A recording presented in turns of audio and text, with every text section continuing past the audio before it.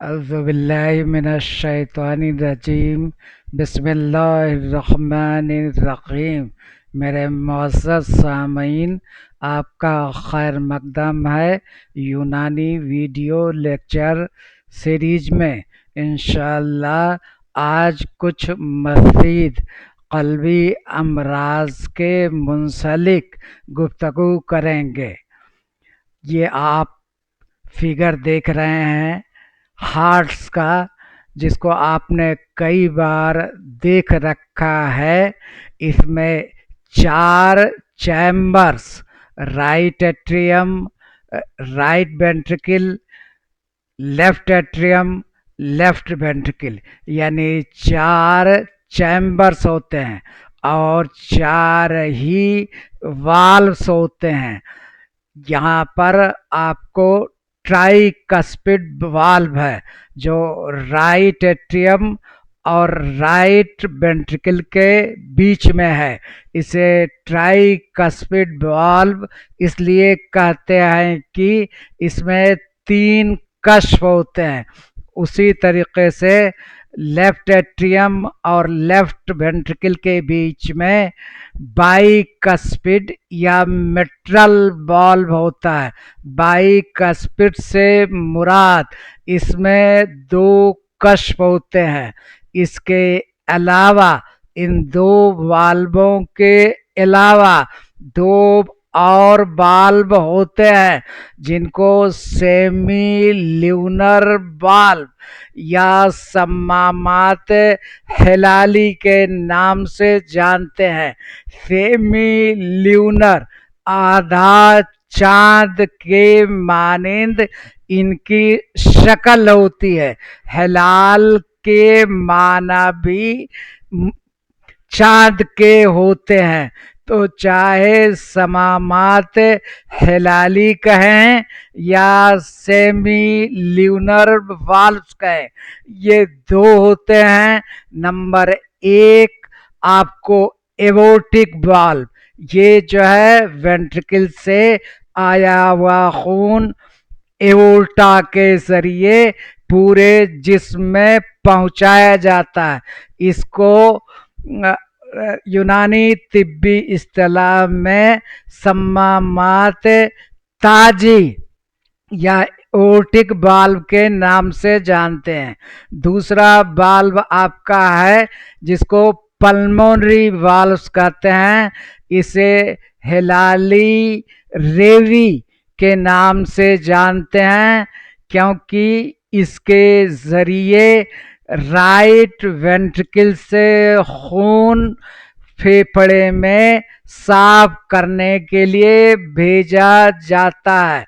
इन 2 ventricles के बीच में एक दीवार होती है जिसे इंटरवेंट्रिकुलर सेप्टा के नाम से जानते हैं। इस इंटरवेंट्रिकुलर सेप्टा को खुसूसन मैंने क्यों तज़किरा किया, क्योंकि आज कार्डियोमायोपैथीज CMP पर भी गुफ्तगू होगी और उसमें इंटरवेंट्रिकुलर सेप्टा के मोटा फ्लैट या चर्बी जमा हो जाने की वजह से भी कार्डियोमायोपैथी देखने को मिलती है। तो इस तरीके से 4 चैम्बर और 4 वाल्व ये आपके हो गए। इसके बाद आप देखिए, आपको कार्डियक साइकिल आज तक अभी हमने ये मजमून नहीं छेड़ा था। आप लेफ्ट हैंड जानिब में देखिए, यहाँ कल्ब की 5 तस्वीर बनी हुई है। ये PQRS और T के कर्व्स को दिखाते हैं। सबसे पहले क्या होता है, ये आपका कॉन्ट्रैक्शन का फेज है जो हल्के रंग में दिखाया गया है। ये कॉन्ट्रैक्शन होता है या सिस्टोल का फेज है। और जो एक्सट्रीम लेफ्ट हैंड जाइट में है, ये डायस्टोल है। डायस्टोल में कल्ब फैलता है और पल्मोनरी वेन से एट्रियम और एट्रियम से वेंट्रिकल में खून दाखिल होता है। जबकि आप ये 3 फिगर जो देख रहे हैं ये सिस्टोल फेज है, इसमें कल्ब कॉन्ट्रैक्ट करता है, इसलिए जो कल्ब के अंदर भरा हुआ खून है वो बाहर निकलता है। भरे हुए खून से मुराद 2 जगह आपका खून भरा हुआ राइट एट्रियम में है, जहां से स्क्वीजिंग होने के बाद पल्मोनरी आर्टरीज के जरिए फेफड़े में चला जाएगा, और लेफ्ट वेंट्रिकल में जो खून है आपको एवोटिक वाल्व के खुलने के साथ जिस्म के दिगर हिस्सों में पहुंचा दिया जाएगा। तो इस तरह से ये जब कॉन्ट्रैक्शन होता है तो इसको हम कॉन्ट्रैक्शन या आपको सिस्टोल फेज कहते हैं, और एक्सट्रीम लेफ्ट हैंड जाइट जानिब ये आपका डायस्टोल फेज है। अब आइए इन 5 फेजेस में क्या होता है इसको हम समझते हैं। सबसे पहले कल्ब का एट्रिया ये सिकुड़ते हैं, दोनों एट्रियम, ये एट्रियम और ये एट्रियम, ये दोनों सिकुड़ता है। एस याद करने के लिए, एस स्टैंड फॉर स्क्वीज, कल्ब सिकुड़ता है और खून कल्ब के बाहर जाता। ये कैसे जाता है? ये दिल का चैम्बर फैल जाएगा, कुसादा हो जाएगा, और उसके बाद ये जो है कॉन्ट्रैक्शन होगा। कॉन्ट्रैक्शन में ये दबेंगे, दबने के साथ इसका मतलब एट्रियम से कम मिकदार में खून वेंट्रिकल में आएगा। इसको हम स्ट्रोक वॉल्यूम कहते हैं। डाउन एरो से मुराद है कि इसकी मिकदार कम हो जाएगी, और फिर उसके बाद कार्डियक आउटपुट, यानी अब ये बाहर चला जाएगा, तो ये सिस्टोल का फेज है। और ये डायस्टेल है जिसमें रिलैक्स होता है, डी स्टैंड फॉर डायलेट, कल्ब फैलता है और खून कल्ब के अंदर आता है। ये रिलैक्सेशन में जब फेल्योर की बात हम कर रहे हैं तो रिलैक्सेशन में कमी आएगी, वेंट्रिकल फीलिंग पुअर होगी, प्री लोड कम होगा, कार्डियक आउटपुट भी डाउन होगा।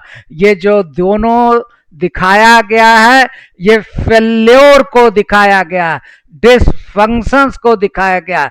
ये नॉर्मल सिस्टोल और नॉर्मल डायस्टोल नहीं है। नॉर्मल अगर सिस्टोल होता तो पूरी तरह से सिकुड़ जाता और पूरा का पूरा वेंट्रिकल्स में आया हुआ खून बाहर चला जाता, राइट वेंट्रिकल से फेफड़े में और लेफ्ट वेंट्रिकल से जिस्म के दिगर हिस्सों में। उसी तरह से अगर ये नॉर्मल डायस्टोल होता तो इसमें फैल जाता और खून भर जाता, दोनों जो है एट्रिया भरेंगे और दोनों वेंट्रिकल भर जाएंगे, तो पूरा का पूरा खून आएगा, पूरा का पूरा खून भर जाएगा। ये नॉर्मल सिस्टोल एंड डायस्टोल है। लेकिन जब इसमें डिसफंक्शन होगा, सिस्टोलिक डिसफंक्शन, तब अब इसमें कॉन्ट्रैक्शन जो नॉर्मल हो रहा था उसके निस्बत कमजोर होगा, कॉन्ट्रैक्ट होगा लेकिन कम कॉन्ट्रैक्ट होगा, क्योंकि इलास्टिसिटी कम हो गई है। जब कम कॉन्ट्रैक्ट करेगा तो कम जो है आपको एट्रियम से वेंट्रिकल में खून आएगा और कार्डियक आउटपुट भी कम होगा। उसी तरह डायोलिक डिस्फंक्शन में ये रिलैक्स होता है, लेकिन नॉर्मल हैयत में जितना रिलैक्स होता है उतना नहीं होता, इसलिए वेंट्रिकल फीलिंग कमजोर होती है, प्री लोड कम होता है और कार्डियक आउटपुट देखने को मिलता है। सिस्टोल डिसफंक्शंस के अलामात सुस्ती होगी, बीपी कम होगा, कल्बी कमजोरी होगी, heart can not pump properly, जिस तरीके से ये पंप कर रहा था वो पंप नहीं कर पाएगा, कम मिकदार में खून बाहर जाएगा। उसी तरह से इसमें जो है अलामात डिस्पनिया यानी सांस की तंगी होगी, तनफ्फुस आपको तनफ्फुस में तदीक होगा, कमजोर सांस होगी, सांस फूलेगी। और उसके बाद पल्मोनरी कांजर, जब पूरा का पूरा खून यहाँ पर नहीं आएगा, खून बाहर ही रह जाएगा, तो इस तरीके से ये पल्मोनरी वेन्स का खून फेफड़े में और फेफड़े में कांजेशन देखने को मिलेगा। तो इस तरीके से नॉर्मल कॉन्ट्रैक्शन आपने पढ़ा, नॉर्मल रिलैक्सेशन पढ़ा, एब नॉर्मल कॉन्ट्रैक्शन या सिस्टेमिक डिस्फंक्शन पढ़ा और एब नॉर्मल रिलैक्सेशन या डायस्टोलिक डिस्फंक्शन पढ़ा। अब याद करने के लिए अब इसमें डायलेटेड, यस में ये पंपिंग प्रॉब्लम है, डायस्टोल में फीलिंग प्रॉब्लम है क्योंकि नॉर्मल से कम हो गया, और डायलेटेड सीएमपी अभी ये आगे कार्डियोमायोपैथी पढ़ाएंगे तो इसमें इंशाल्लाह पढ़ाएंगे आपको। अब इसके बाद ये 9 टॉपिक हैं जो आपको कवर किए गए। आइए एक एक करके हम लेते हैं। पहला है कार्डाइटिस।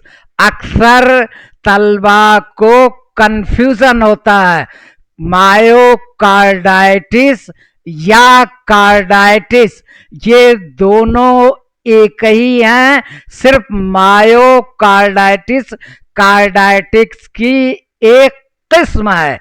और इसके अलावा जो कार्डियोमायोपैथी है वो अलग मर्ज है, वो मर्ज बतीन है, वेंट्रिकल से जुड़ा हुआ, वेंट्रिकल के उजलात से जुड़ा हुआ मर्ज है। जबकि कार्डाइटिस में सिर्फ इल्तहाब होता है। तो इल्तहाब यानी इन्फ्लेमेशन, आप जानते हैं कि 3 झिल्लियां होती हैं। सबसे बाहरी झिल्ली को हम आपको क्या कहते हैं, पेरिकार्डियम, बीच वाली झिल्ली को मायोकार्डियम। ये 1 मिनट जरा पेन ले लेने दीजिए, तब शायद कुछ हम आपको ज्यादा कर सकें। ये देखिए आपका सबसे अंदर है, ये बीच की है, ये सबसे बाहर है। तो जो इसका काम है नाम पेरिकार्डियम, इसका नाम है मायोकार्डियम और इसका नाम है इंडोकार्डियम। अब जब कार्डाइटिस लिखने को आए तो आप तीनों तरीके के कार्डाइटिस लिखेंगे, यानी पेरिकार्डाइटिस, मायोकार्डाइटिस और इंडोकार्डाइटिस। और इन तीनों में सिर्फ एक एक जुमला लिखना है। पेरिकार्डाइटिस में पेरिकार्डियम का इल्तहाब या इन्फ्लेमेशन होता है, मायोकार्डाइटिस में मायोकार्डियम का इल्तहाब या इन्फ्लेमेशन होता है।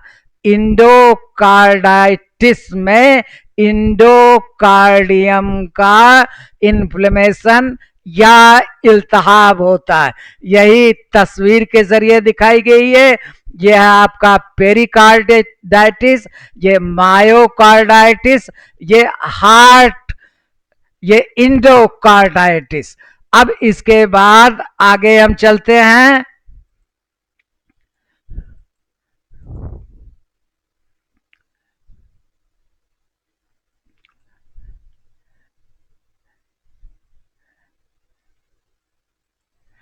अब मायोकार्डाइटिस जो हमने आपको बता दिया वही है, ये उजलात, इल्तहाब उजलात कल्ब, यानी इसमें इल्तहाब लफ्ज यकीनी तौर पर लगा होगा। वजह है viral infection, bacteria, auto immune रद्द अमल, ऑटो इम्यून रिएक्शन। ये क्या होता है? जब बारी जरासीम हमला आवर होता है या कोई बीमारी पैदा होती है तो खालिक ने, खालिके कायनात ने जिसके अंदर वो सलाहियत रखी है कि उस जरसूमा या मर्ज से जिस्म की खलियात खुद ब खुद लड़ाई करती हैं, दिफा की कोशिश करती हैं। लेकिन जब ये इसी को ऑटो इम्यून रद्द अमल कहते हैं, जब यही कमजोर पड़ जाता है और मर्ज का पहलवान कवि है तो मर्ज लायक हो जाता है। यहाँ असल मसला सोजिश, हमने जैसा कि कहा इल्तहाब या इन्फ्लेमेशन मस्ट है। उसके बाद अब कार्डियोमायोपैथीज के बारे में आते हैं। इसकी जदीद तारीफ क्या है?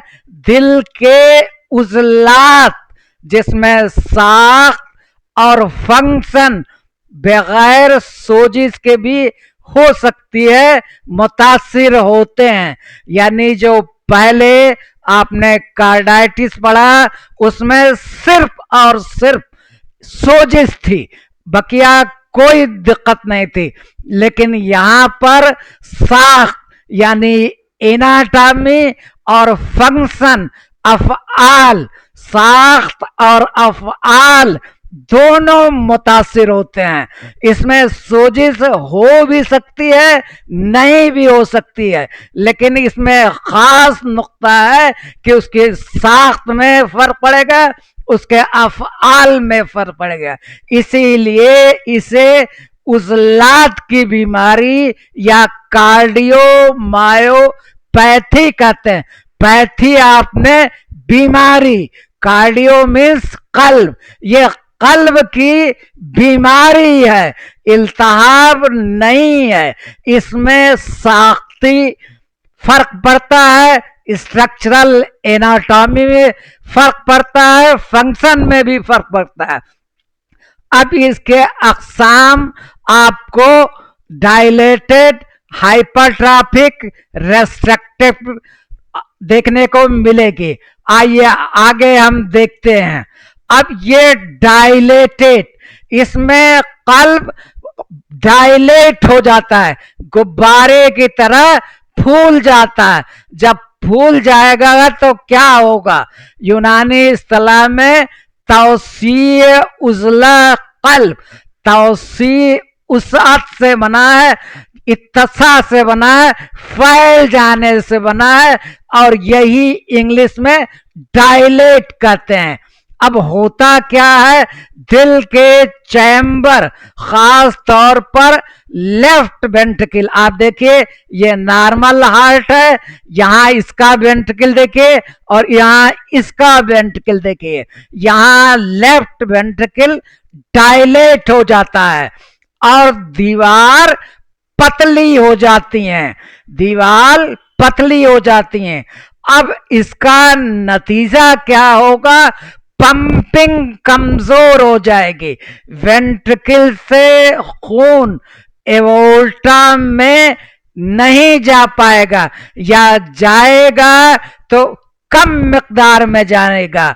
कुछ उसी तरीके से है कि पानी में भीगा हुआ इंसान या मोटा थुलथुला इंसान तेजी से नहीं दौड़ पाता, उसी तरह से ये बैलून की तरह वेंट्रिकल फैल गए, कुसादा हो गए, इत्तसा हो गई, दीवारें पतली हो गई, इसलिए इनको कॉन्ट्रैक्ट करने की सलाहियत में कमी हो जाएगी।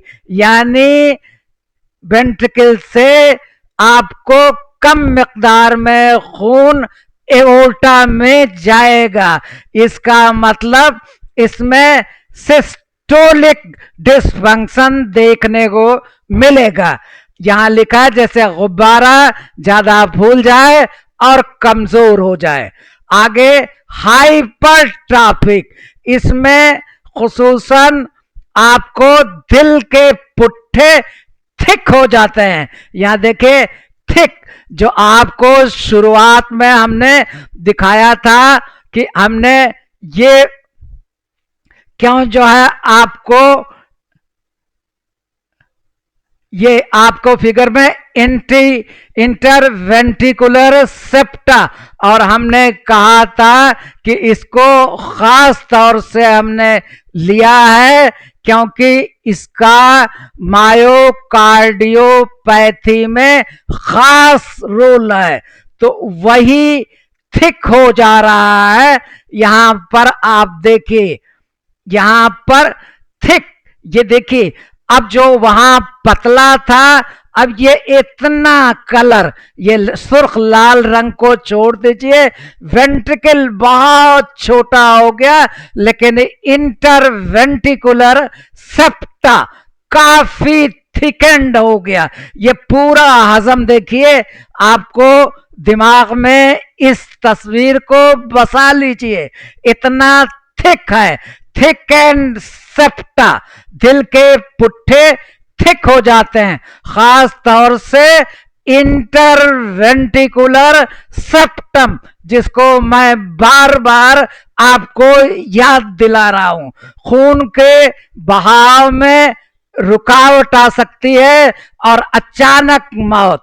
और आगे लिखा है यंग एथलीट्स, आपने अखबार की सुर्ख लाइन में, मोटी हेडलाइंस में कई खबरें पढ़ी हैं कि डांसर्स स्टेज पर अपना डांस कर रहे हैं, या आर्टिस्ट आर्ट परफॉर्म कर रहे हैं, या जिम्नास्ट कर रहे हैं, या खिलाड़ी फुटबॉल के मैदान में पूरी एनर्जी और तवानाई के साथ खेल रहा होता है और अचानक कोलैप्स करता है, गिर जाता है और ऑल ऑफ सडन डेथ हो जाती है।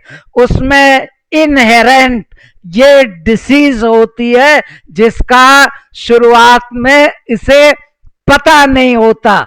इंटरवेंट्रिकुलर सेप्टम इनलार्ज हो जाता है, इसकी वजह से खून के बहाव में रुकावट आएगी, आने में भी दिक्कत, जाने में भी दिक्कत, यानी ब्लड सर्कुलेशन कम हो जाएगा। इंसान के मुख्तलिफ अज़ो की खलियात, खास तौर से दिमाग के खलियात को अगर 10, 20, 25 सेकंड के लिए भी ऑक्सीजन ना मिले, डिप्राइव्ड ऑफ ऑक्सीजन हो जाए, तो उसका यकीनन मौत हो जाती है। तो ये इतनी खतरनाक हाइपरट्रॉफिक कार्डियोपैथी है। हाइपर मीन्स बढ़ा हुआ, और खुसूसन कल्ब का कौन सा हिस्सा बढ़ता है, वो इंटरवेंट्रिकुलर सेप्टम्स बढ़ता है। आइए रेस्ट्रिक्टिव कार्डियोमायोपैथीज को हम देखते हैं।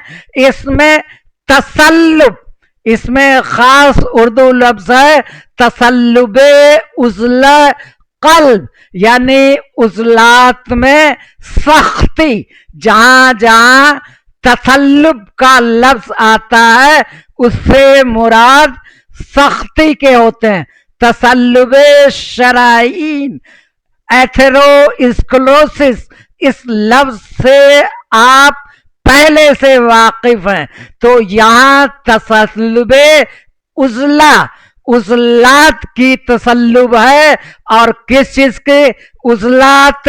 कल्ब, कल्ब के उजलात की सख्ती है। ये रिस्ट्रिक्टिव, इसलिए ये रेस्ट्रिक्ट कर जाता है, दिल सख्त स्टिफ हो जाता है, सही तौर पर भर नहीं पाता। यानी यहां पर डायस्टोलिक डिसफंक्शन होगा, खून की भराई में कमी वाक़ई होगी। जब भराई कम होगा, इनपुट कम होगा, तो आउटपुट का कहां से आप सोच सकते हैं कि कार्डियक आउटपुट मुकम्मल होगा? वो भी लोअर डाउन हो जाएगा। तो खून की भराई में कमी होती है।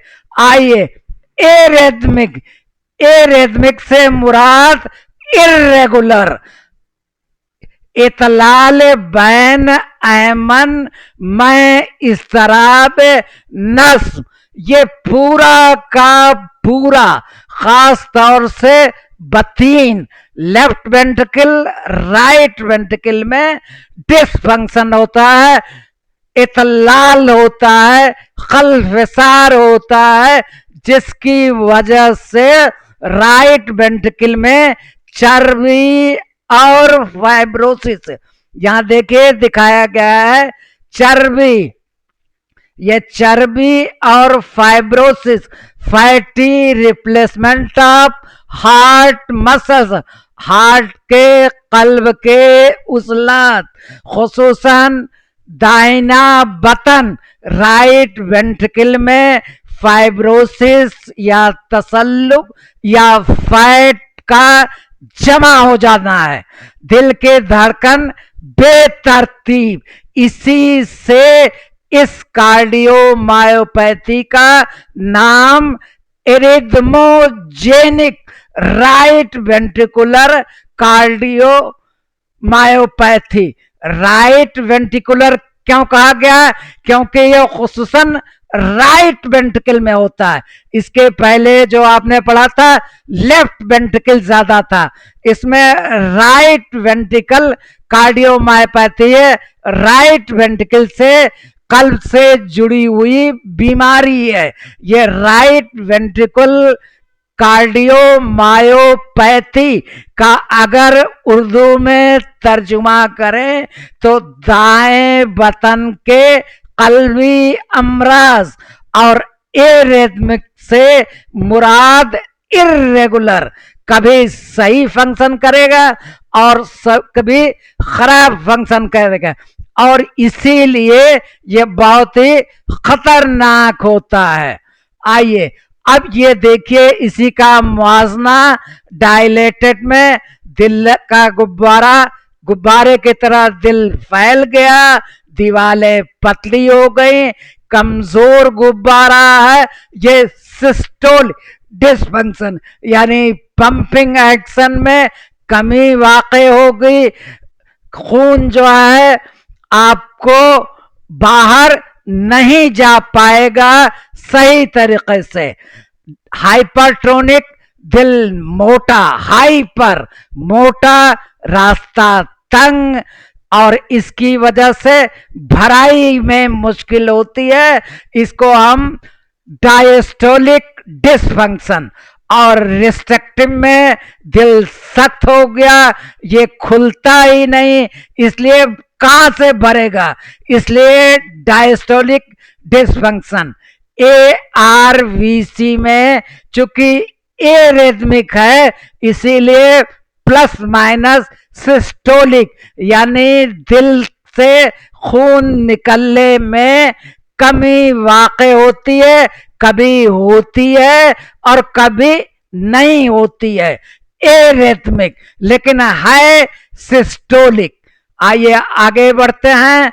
अब अमराज़े समामाते कल्ब, आपने 4 कल्ब के वाल्व्स पढ़े थे, आपके ट्राइकस्पिड, डाइकस्पिड और एओर्टिक और पल्मोनरी, इन चारों में दो तरीके की बीमारियां हो सकती हैं। एक को इंसदाद या स्टेनोसिस कहते हैं, यानी मिट्रल स्टेनोसिस और ट्राइकस्पिड स्टेनोसिस, एओर्टिक स्टेनोसिस और पल्मोनरी स्टेनोसिस।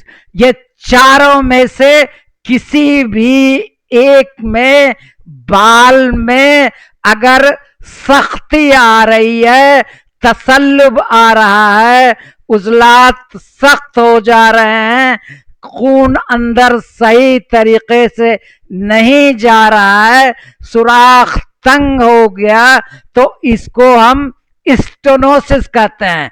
ये चारों हो सकती है, लेकिन खुसूसन पैथोलॉजिकल एतबार से मिट्रल वाल्व स्टेनोसिस ज्यादा देखने को मिलती है।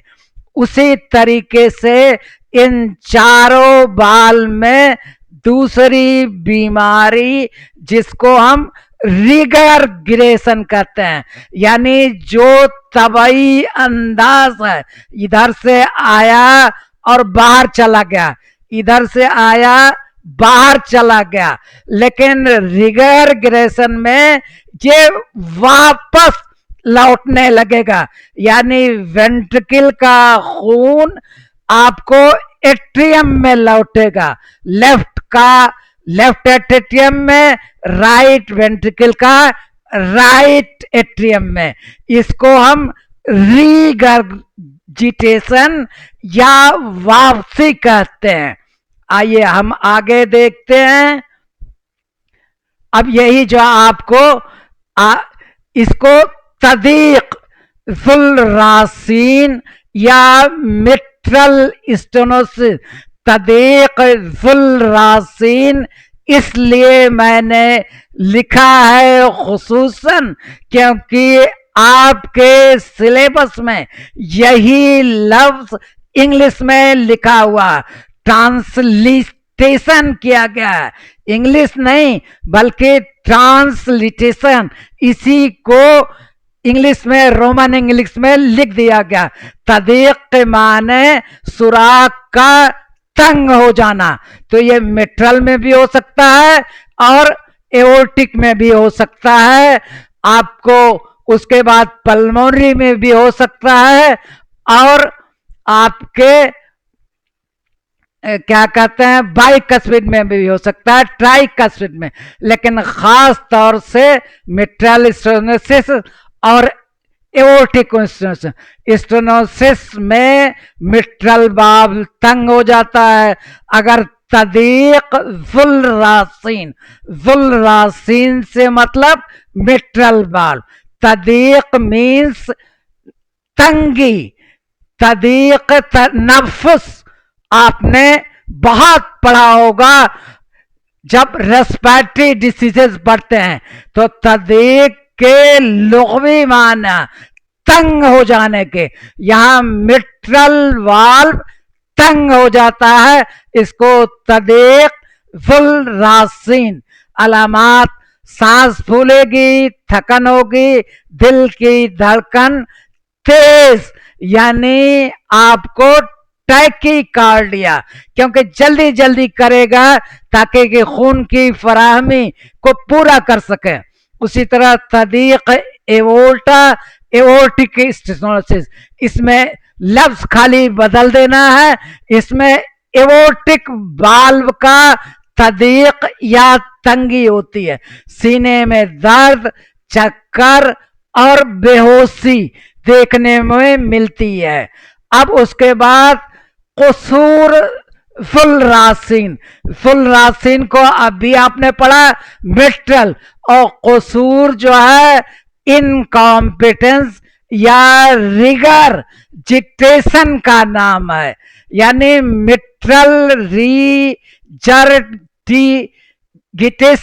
यानी लेफ्ट वेंट्रिकल से खून वापस लेफ्ट एट्रियम में होने लगेगा, उल्टी गंगा बहने लगेगी जो आपको हिमालय से निकलकर आपको बंगाल की खाड़ी में जाती है।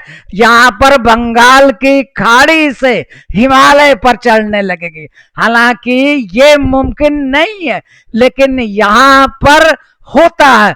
जैसे आपने देखा है, बच्चे, छोटे बच्चे मुंह से दूध बाहर निकालते हैं और फिर उसी को अंदर ले लेते हैं।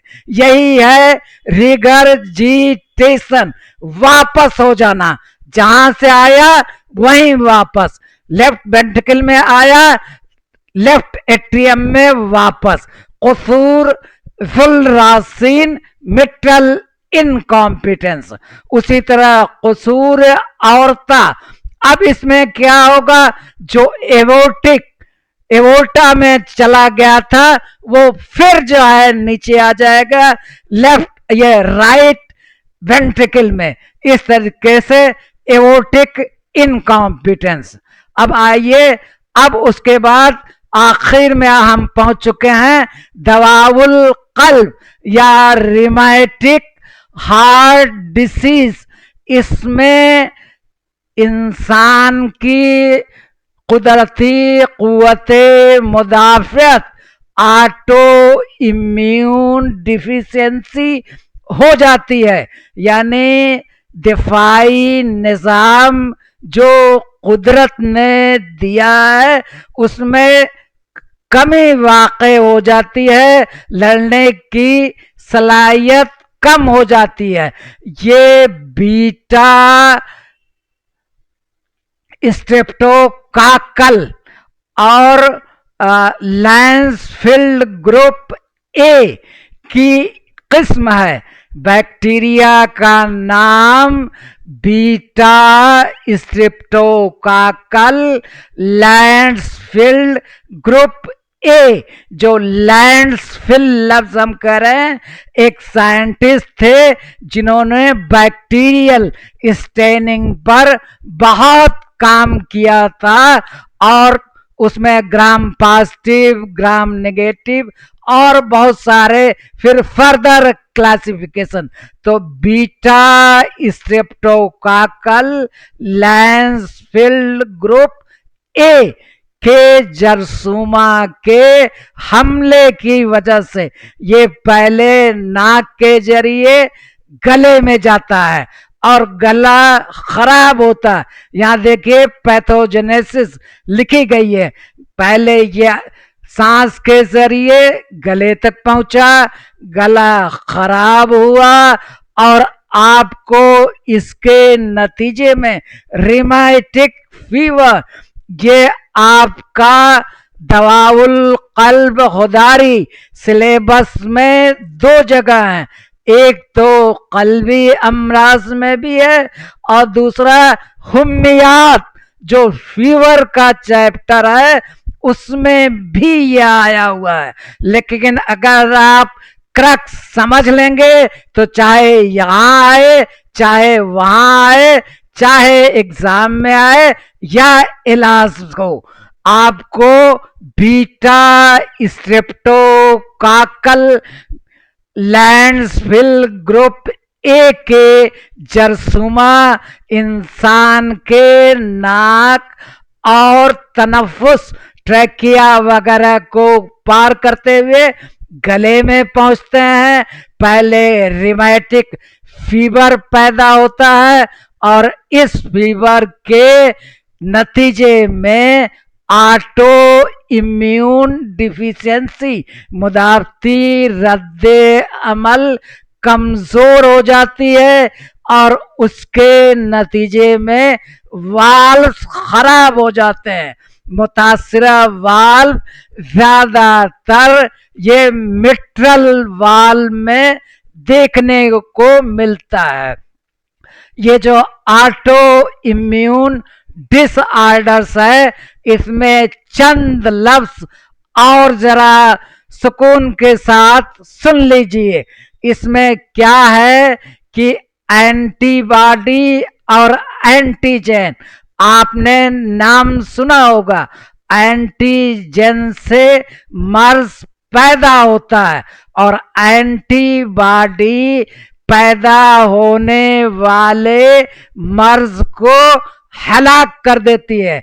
लेकिन ये बैक्टीरिया इतना चालाक, कौवे से भी ज्यादा चालाक, ये इस तरीके से अपनी शक्ल और हरकत बदलता है कि जो एंटीबॉडी है इसको नहीं समझ के अपने जिस्म की खलियात को ही दुश्मन समझने लगते हैं।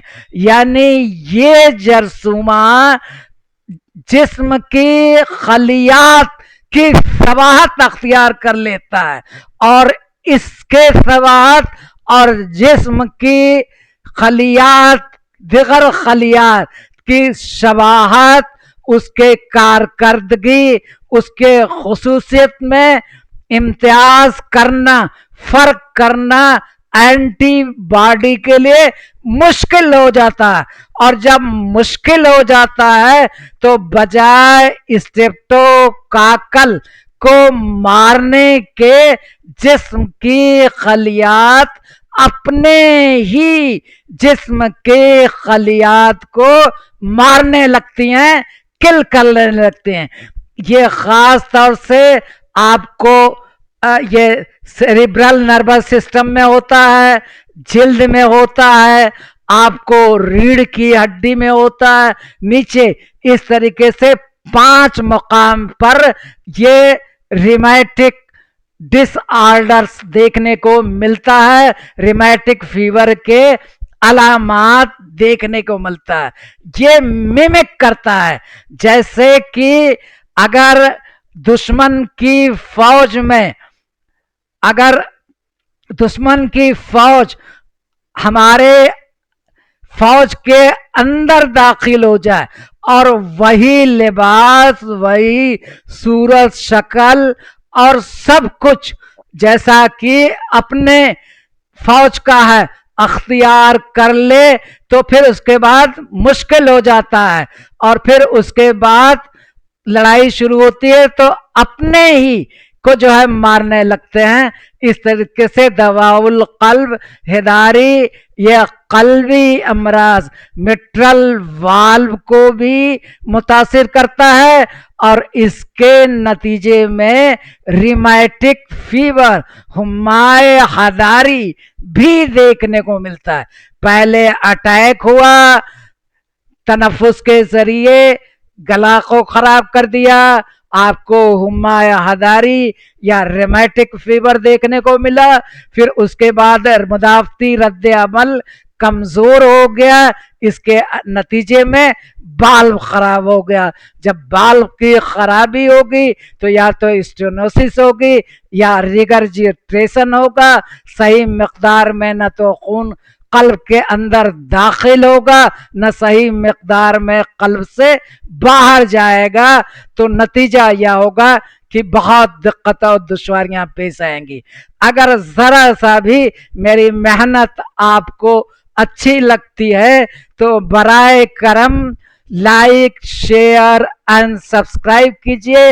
ये अगर किसी चीज को हम पसंद करते हैं तो हमारे ये फर्ज ऐन है, ये मारल तकाजा है कि हम दूसरों के लिए भी उसको पसंद करें, उनको भी तकसीम करें, सब्सक्राइब, शेयर और लाइक करें। फी अमानिल्लाह। आप जल्दी से अच्छे बासलाहियत डॉक्टर बन जाए और अल्लाह आपके हाथों में शिफा दे, शिफाए कामिल डॉक्टर मिन जानिब अल्लाह हो जाए। फी अमानिल्लाह।